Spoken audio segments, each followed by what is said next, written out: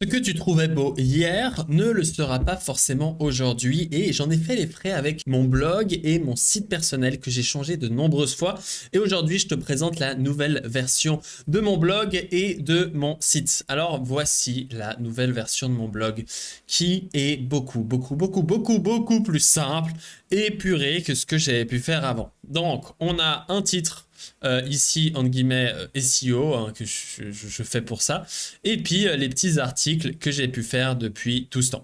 Quand on clique sur un article, donc par exemple ici guide complet de Prisma avec Next.js, déjà on peut voir que c'est instantané grâce au SSG de Next.js et que ça marche toujours super bien. Ici, on a un titre simple avec cette fonte qui fait un petit peu un effet premium. C'est ce que je voulais donner dans ce post. Vraiment plus un effet premium. Avec ici la table du contenu. Et là, on peut scroller pour voir tout le contenu du machin. Pardon, du post. Et on peut voir un effet, entre guillemets, ici. Tu peux voir cet effet de grain que j'aime beaucoup, qui ajoute un peu un effet papier qui, pour moi, vient aussi grandement donner un effet premium, que j'aime beaucoup. Si je compare avec l'ancienne version de mon site, il ressemblait à ça. Et on peut voir que ça fait beaucoup moins premium. Donc on a ce titre que j'avais utilisé plusieurs fois avec beaucoup de texte. Et un site qui fait un peu plus fouillis, un peu moins premium, qui est très beau et très clair. Mais voilà. Si on va ici dans les posts, on va retrouver l'article, normalement le guide complet avec Prisma. Et là, quand on compare les deux, d'ailleurs on peut le comparer assez facilement, bam, et bah on a un titre beaucoup plus propre avec où j'ai enlevé les vues, j'ai enlevé les likes, j'ai enlevé tous les trucs qui servaient à rien pour se concentrer sur l'essentiel. Ça me fait penser au livre que je suis en train de relire pour la 20e fois aujourd'hui, The One Thing, se concentrer sur une seule chose, l'essentiel, on enlève tout le reste. Donc on a titre, contenu et c'est tout. Et là mon nom c'est juste un petit nom, Melvinx, bam. Et là on peut voir que le style est aussi beaucoup plus simple, moderne. À l'époque je voulais rajouter beaucoup de fouillis, beaucoup de choses. Donc ça c'est un peu moins joli parce que j'ai dû migrer tous les composants. Mais en général, eh bah, ça donne un peu la même chose avec un style beaucoup plus simple. Cette header aussi qui dégage, qui prenait de la place pour rien. Et voilà. Ah oui, ça c'est mal fait. Ok. Donc ça c'est pour le blog avec la différence avant-après. Si on voit aussi en fait sur la header aussi c'est beaucoup plus simple avec ici le thème, on a juste un bouton et ici un bouton explorer qui permet en fait de retrouver tous les trucs. Donc encore une fois c'est du SEO pour avoir ici une page consacrée à Next.js, une page consacrée au JavaScript avec tous les articles, etc. qu'on retrouve. Donc ça, il y avait déjà avant. Maintenant, je trouve que c'est beaucoup plus propre. J'ai aussi changé les pages pour s'inscrire. Donc en fait, à l'époque, on pouvait aller sur Begin JavaScript.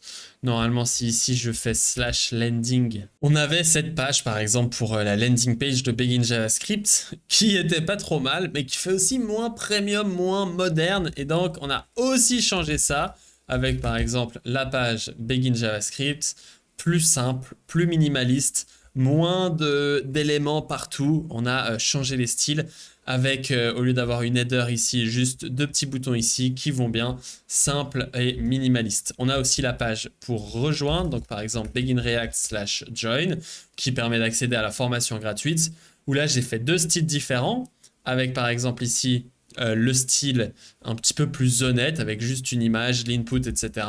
Et le style qui ressemble un peu à l'autre et je fais du A/B testing pour savoir lequel performe le mieux. Donc voilà, j'ai fait une refonte complète de ce site. Et cette fois-ci, contrairement à l'ancien, tu peux voir que j'ai deux domaines, j'ai codelinks.dev et v1.codelinks.dev. Et bah, j'ai créé une nouvelle application de zéro. Parce qu'en fait, le problème avec une application qui traîne comme ça depuis aussi longtemps, c'est qu'en fait, tu rajoutes plein de briques et tu crées des sortes de zombies dans ton application qui ralentissent l'intégralité de celle-ci et qui te font in fine perdre du temps. Et il y a aussi un dernier changement que j'ai fait très intéressant, c'est sur mon portfolio. Donc le portfolio que vous connaissez normalement, tu peux le retrouver sur melvinx.com/v2. Donc ça c'était mon portfolio et je trouvais aussi que voilà, il correspondait plus à ce que j'avais envie de communiquer et la manière dont je voyais mon portfolio. Je voulais un truc beaucoup plus simple et qui suivait le même style que mon blog pour homogénéiser.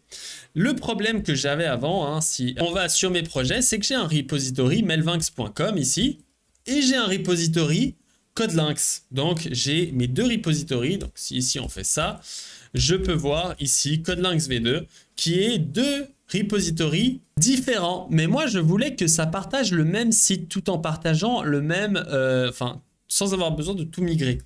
Et donc pour ce site-là, ce que j'ai fait, c'est que j'ai utilisé une feature assez sympa qui est le rewrite. Si je vais ici sur melvinx.com et qu'on va dans next.config, en fait ici j'ai fait un rewrite de slash et de slash me qui rewrite sur codelynx URL, donc codelynx.dev slash melvinx.com.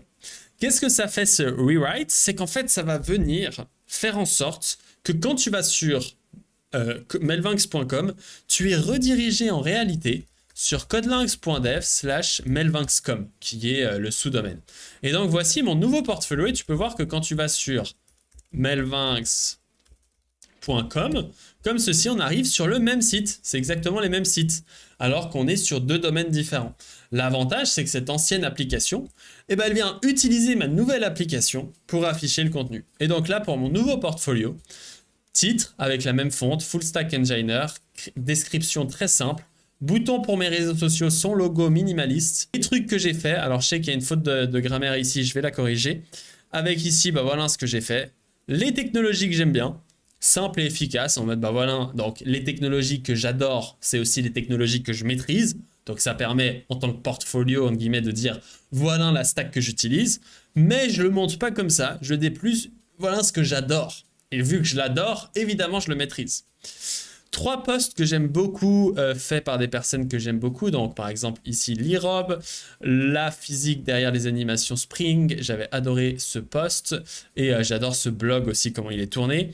Et ce post que j'aime beaucoup. Donc, je les ai mis sur mon portfolio. Ça me permettrait d'en rajouter un petit peu pour vraiment le contenu favori d'Internet. 10 images de moi qui fait des conneries avec l'ami ici, Michael, que j'ai mis pour illustrer moi qui fais du business, puisqu'on se serre la main comme ceci. Mais moi qui fais du paddle, moi qui fais de la painting, qui joue, qui work et qui work encore, donc c'est pas mal. Get in touch avec ici et un footer simple, efficace. Et donc ça me permet d'avoir finalement qu'un seul site. Au lieu d'avoir un repository melvinx.com et un repository codelynx.dev, et maintenant j'ai que le repository melvinx.com et on peut voir que dans... non, j'ai que le repository codelynx.dev et on peut voir que dans codelynx.dev, ici dans app, on a melvinx.com et ici je vais pouvoir mettre mes pages melvinx.com. In fine, pour l'instant je ne l'ai pas fait, mais ce serait de rediriger totalement le domaine après toutes les pages. Pourquoi je ne le fais pas? C'est que ça permet d'avoir toujours la version 1 de mon portfolio. Donc ça, c'était la version 1 où on peut faire tourner ma tête. Voilà, donc ça date, hein, 2022 ici. On a la version 2, qui était déjà pas mal.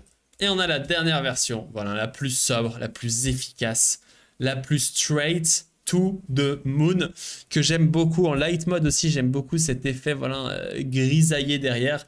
Je trouve que ça rajoute vraiment un truc. Et c'est comme ça que j'ai pu mettre à jour l'intégralité de mes sites. Pour la nouvelle stack codelynx.dev juste ici qu'on a, et bah j'utilise voilà Next.js, rien de plus spécial. J'utilise toujours pour le blog comme ceci. Si on va dans post slug page, on peut voir que j'utilise le composant qu'on a juste ici, MDX. MDX, j'utilise Next MDX Remote Client juste ici, qui est vraiment le meilleur outil pour gérer les remotes. Je peux mettre les composants que je veux qu'il intègre et comme ça le MDX est rendu côté serveur et pré-render. C'est pour ça que la page va si vite et le MDX c'est vraiment fantastique parce que du coup si on va sur un post comme ceci, on peut voir que je peux intégrer des composants React comme ceci directement dans mon application, frame pour les images, etc. Et donc j'ai énormément simplifié tout ça grâce au MDX. On a de l'A/B testing aussi, ça c'est assez intéressant si vous faites des sites pour voir quelle version fonctionne le mieux. Donc par exemple ici, Next Full Stack Join. Donc il y a deux pages pour rejoindre Next Full Stack. Si ici on va sur la page Full Stack, on a cette première page-là, qui est la page nouvelle. Et on a cette page-là qui est l'ancienne page. Et donc je viens exécuter un A/B test, où je viens tester les deux versions du site. Où là, on peut voir qu'il y a la version contrôle, qui est la version originale, et la version de test, qui est la nouvelle version. Et en fait, ici, on peut voir le nombre de personnes qui ont rejoint depuis que j'ai lancé ce test, donc il y a très peu de temps. On peut voir le nombre de personnes qui ont converti, donc qui ont mis leur email sur chacune des pages. Et on peut voir que pour l'instant, sur la version ancienne, il y a 47%, contre la nouvelle version qui a 52%.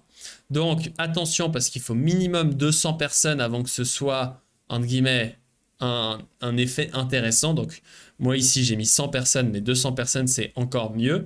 Afin d'avoir des résultats plus significatifs, il faut qu'il y ait 100 personnes en fait qui aient vu chacune des pages. Donc une fois qu'on a 200 personnes en gros, ça peut fonctionner.